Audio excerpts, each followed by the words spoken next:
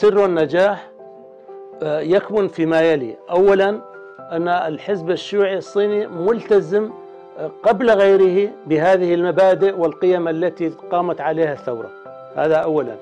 ثانيا الحزب الشيوعي الصيني هو الأكثر عطاء ومعطاء وتضحية أمام الغير.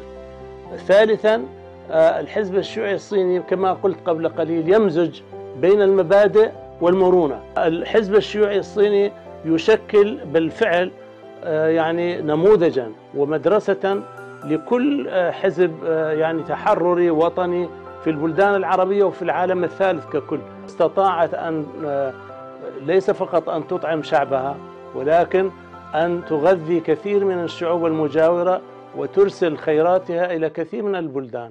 فالصين يعني هي ناهضة بجميع المجالات، ليس فقط في المجال الغذائي والزراعي، وإنما نهضت في جميع المجالات. دعونا نقول بأن لكل بلد خصائصه ولكل بلد تاريخه وعلاقاته ويعني منطلقاته، وأيضا يعني المراحل التاريخية التي مر بها.